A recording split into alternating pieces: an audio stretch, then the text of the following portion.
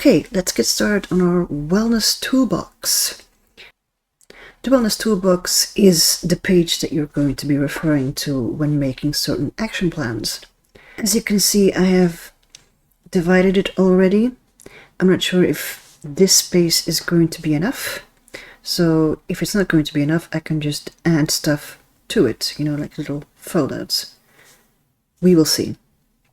For the purpose of this video, I'm not going to be filling it in when I'm talking, because writing and talking at the same time is very difficult. You put into your wellness toolbox, I've made little sticky notes, tools, strategies, skills, or things you want to avoid. For example, I know for myself I need to avoid anything that involves caffeine. I can handle black tea, but that's about it. So no more chocolate for me, unfortunately. And I've also made a reminder for myself that these can be things or activities, etc., that, for mentally, emotionally, physically, or socially. So, for example, let me grab my sticky notes. Yep, you can see that right here, writing. And I've got the blue for mentally. I know that journaling can really help. And journaling, I mean, there's all different kind of stuff of journaling that you can do. It's like, it could be memory keeping. I wouldn't really do that in stress-related situations.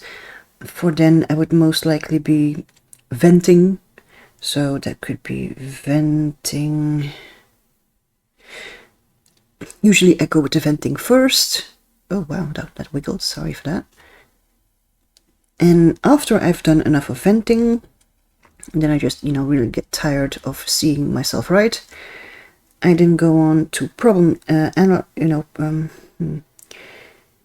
a description of the problem. Description, problem, analyzing. And basically it comes down to, can I change it? Question mark. If I can't change it, maybe I can't change it right now, but I can change it later. So, which means that I will have to accept it and come up with like a rational explanation for my mind to be like, oh yes, okay. For example, I was sick in June and I had a fever. I couldn't really change the fact that I had a fever, except for, take Tylenol to drop it down. But other than that, the other sluggish feeling that I was feeling in my body, I couldn't really do anything about that. So I had to accept it for now. So either accept it or accept it for now. And then I had to make sure that, I used coping strategies, to help cope with that. Like, for example, then I used distraction, something as a distraction. So I wasn't so focused on the physical experience of my body. I'm not sure if I'm explaining this right, but that's how I tend to go, with feeling sick and all that kind of stuff. My body is like, oh my god, something's happening and I'm dying. No, I am not dying. I'm just not feeling well. And it will go, it will go away, I will heal, but it just needs time. So journaling is, for example, for the mental part is, very important. For the emotional part, let's see. Now I'm just, trying to think back to, when I was feeling not so well. What did I do emotionally? I did do the venting, but I didn't really do, so the venting is also for the emotional part. So it's for the emotional, but also for the mental part. So I just put an M mental, and the venting sometimes also helps for the emotional part. For the physical part, at that moment, I had to take a painkiller, for example. Sometimes I just, sometimes I forget, like I told you in the previous thingy. Sometimes it's just, there's a symptom, I start to panic, but I don't actually realize that I can actually do something about it. So for the physical, if there's fever or pain,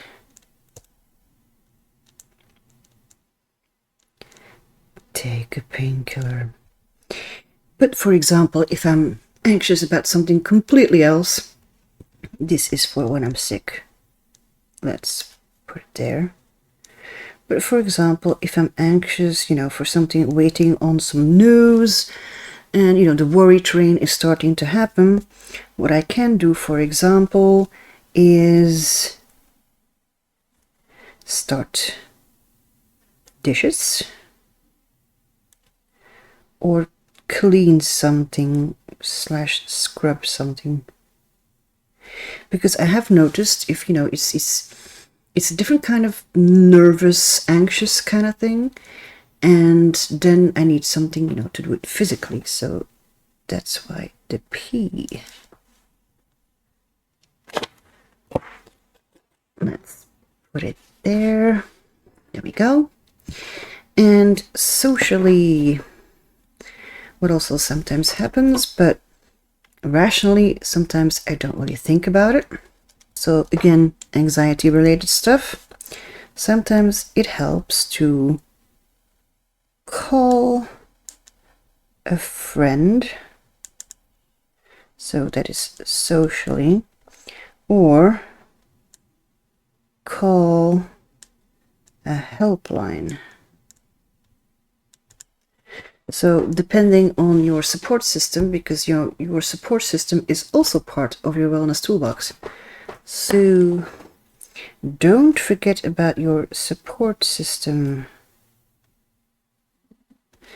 Things, you can do your support system in a video call, like, a journaling session where, you're both on camera, but, you're each doing your own thing, which kind of makes you not feel alone, but you're still doing your own thing and, saying a few words here and there. So this is also an important one. It can be, it can be online, it can be, friends in real life, it could be family, depending, just people, basically, people. And one of the things, that's what I forgot. That's what I forgot on my list. Support your support, which I also found very, because okay, there's professional people who help you, you pay them, etc. It's an exchange, so they give their energy with listening and mirroring stuff back, all that kind of stuff, maybe some advice that you can follow up on and try, etc. But with people who are not in the professional kind of career thing, you sometimes do lean on them, and it takes something from them, that they help you with calming down or listening to you ramble on about the latest thing that is really working on your nerves. And it is important to realize that that those people also need kind of an exchange back. And so I want to make also a list of supporting your support. I don't have a catchy title yet, so for now it's just going to be support your support, which can be like inviting them over for a meal, or baking something for them, or I'm very much into the food stuff, but also letting them know how much you appreciate the fact that they are there for you. sometimes I think that it's not easy to actually do that, because then you're putting yourself, you're being more vulnerable around them. Also, well, you're already vulnerable with being panicky or sad or etc. But then on the other side, it's sometimes it's hard to actually just say, I appreciate the fact that you were there for me then. Also, if they have some issue or something isn't going right in their lives or they're not feeling well, be there for them. Not at the cost of your own boundaries, mind you, only when you feel like you have some energy left to give to someone else. So yeah, support your support, basically. So yeah, so support system, which can be, open pen, which can be friends, could be online, could be family, could be pets. Don't forget your pets. Don't forget your pets. Friends, online, family. Am I forgetting something? Oh, profession.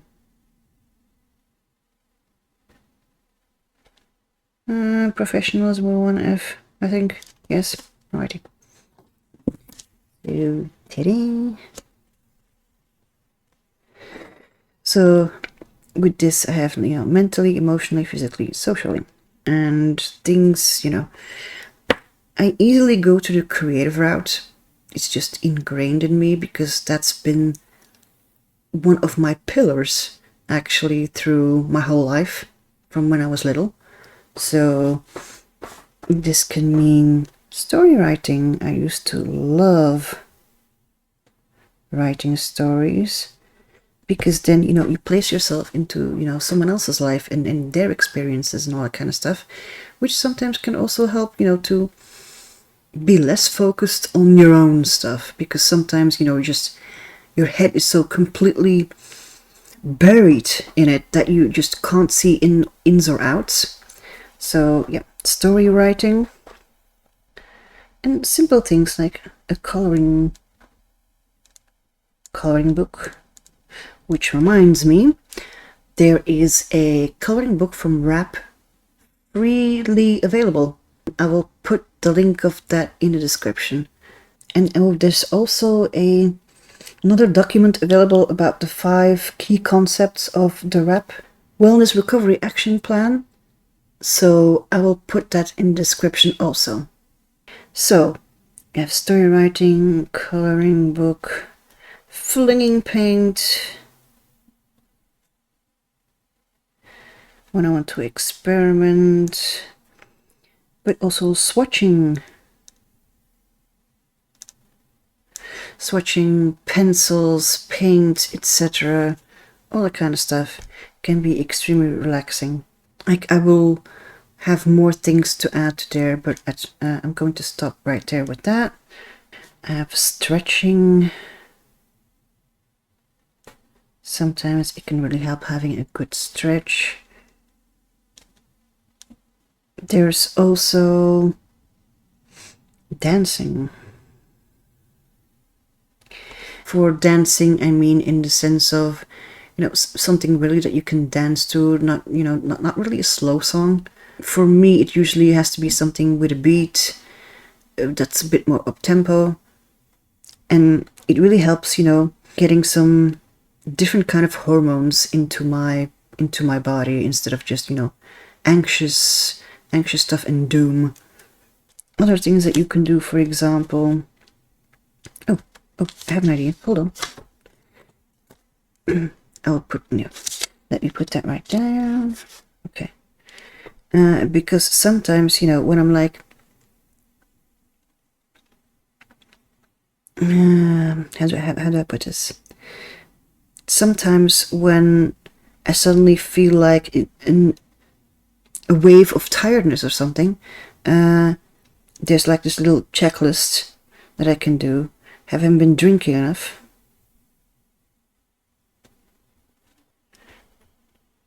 And with that I just mean, normal drink, no alcohol, etc. Then, when's the last time I ate?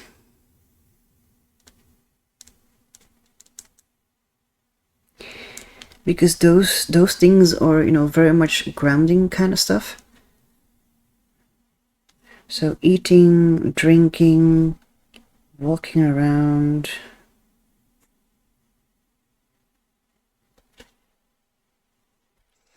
Or my shoulders tense, and my, you know, like my shoulders are almost up to my ears. So relaxing the shoulders, doing a purposeful attempt at relaxing my shoulders. In my breathing with my belly.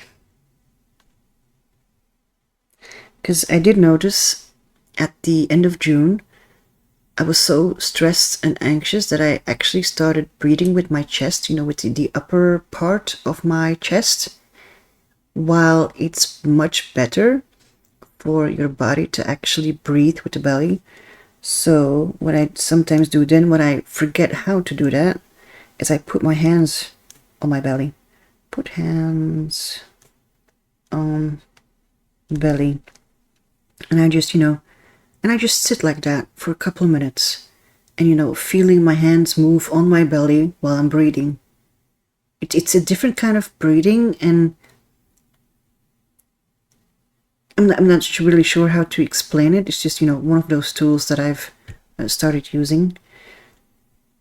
So we've got, you know, have I been drinking something? When's the last time I ate? Oh, sometimes my brain can be so focused on everything and nothing, especially the anxiety, that I forgot to go to the toilet because, you know, my bladder is full.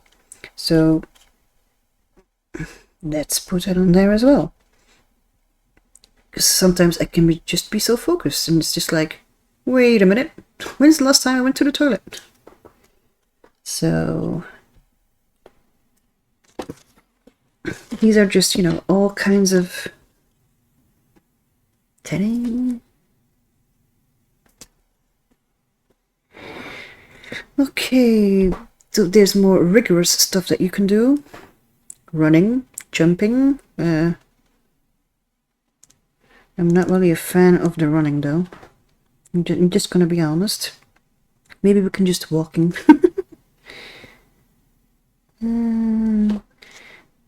Jumping.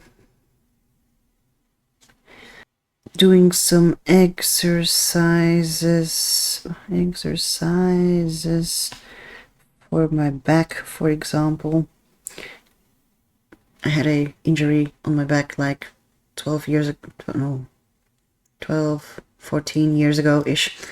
And I've noticed that it's, you know, the strength of the muscles are not as good as they used to be. So that could be, you know, a good thing to do and try to incorporate that. So I did do the dancing thing, is more over there. If something is, for example, don't go off camera. If something is, you know, before I go to bed, I have like this little ritual thing that I do, and, you know, it calms me down while I do these things, and because I'm calming down, it's easier to go to sleep. But sometimes, like last June, I had some issues with that, so what I used was a relaxation CD.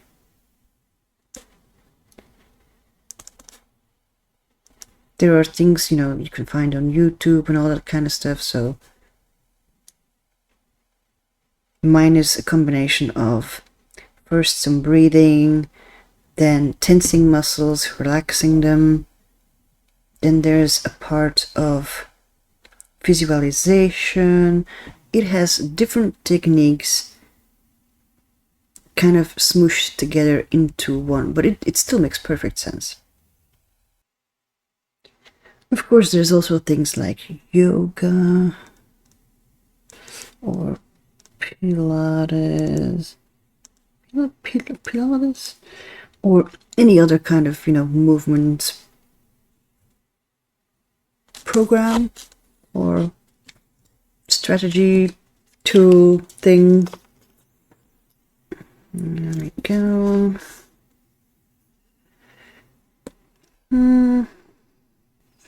Sometimes it can also help to actually, write the friends down. There's L, there's M, there's A, there's the neighbor. But then there's also, for example, certain groups that I belong to that maybe, I could ask for some help. And of course there's, like therapists and all that kind of jazz, which is basically, part of the, support system of the professional helpline. So I will also put that here, because just calling a friend, that's, it's fine, but, which friend? Because, sometimes it's like, you have the feeling like this person is going to understand that a little bit better than the other person. So sometimes, it can be handy to make sure that, that you have a specific friend for example, anxiety. Okay, I'm using anxiety a lot, but that's the thing that I've been, confronted with. Let's put it that way for the last couple of weeks. Before I forget, let's avoid. Let's avoid. What do I need to avoid? Caffeine. I don't drink alcohol, but, if you like a glass of wine or whatever, once in a while, depending on, if you're not feeling well, it might not be a good idea to actually, drink a glass of wine. And, for example, it can also be that, let me put that out as alcohol. And it could also be, for example, that you need to avoid certain people, because sometimes, there are people who take a lot of energy. So avoid certain people. And sometimes, those people don't recognize that they, take energy away from you, but they do.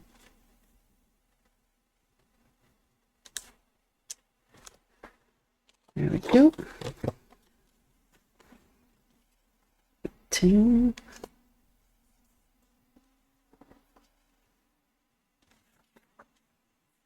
You can put lots of stuff on this list, and this list doesn't need to be limited. I mean, in the sense of, don't go all gung-ho and do like, 2 hours of walking on the wellness toolbox. No, don't do that. I would suggest, for example, that you take 15-20 minutes and do a brain dump of all, the tools or activities or that kind of thing that you can think of, and put it away. And then, for example, the next day, take it again. Oh, and maybe you have some few more other ideas that can help you. Like, for example, what I'm just thinking about is sleep. If I want to feel well, I need at least 9+ hours. Preferably 10, but I can get away with 9 if I stay at home. If I need to go outside, I need more hours. For inside, but 10+ hours for outside, because my energy drops like mad when I go outside. Then also meals. Or your person, who eats twice a day, 3 times a day. Do you have, certain times of the day that you eat a snack, healthy or otherwise? All that kind of stuff. So lately for me, I've been living on 2 meals a day. It's not the most healthy, but it is what it is right now. So what I do is I eat breakfast and I eat my evening meal. I have noticed and whenever I consume food, I get extremely tired. And my body is just like, nope, want to go to sleep now, bye. So I will probably need to work on this little thing here to make sure, you know, checking to see what makes me tired, or is it just because, I don't know, for whatever reason that I get tired. Is it because what I ate? Is it because of the time that I ate? Is it, you know, all that kind of stuff. So that's probably going to be one of the things that I'm going to work on in my life binder. But for the moment, in the wellness toolbox, I need to at least eat twice a day.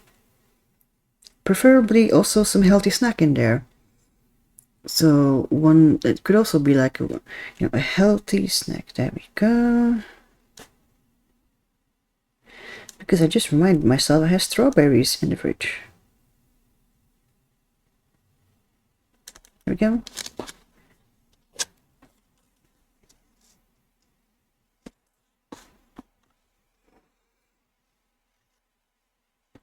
So as you can see, you know, just because I'm talking through this and thinking about all the sorts of things that you can put in your wellness toolbox, I'm like, okay, this, and oh this, and oh yeah, don't forget this. And so every time you're gonna look at it, or, you know, check it, or you'll be like, oh, you know, you think of more things to add. And it's very important that these things are what helps you feel good, not what someone else, let someone else make their own wellness toolbox. No, it's important to do what makes you feel good. I hope with this rambly explanation that you know, can start with your wellness toolbox and that you have some ideas to put on there. If you have any questions or comments or suggestions, please don't hesitate to reach out. I'm available via Instagram and email and all that kind of stuff, or in the comments below. If this wellness toolbox seems like, you know, it could help you, make your own wellness toolbox and start working on a better version of yourself. Thanks everyone for watching, and I will see you in the next one. Bye.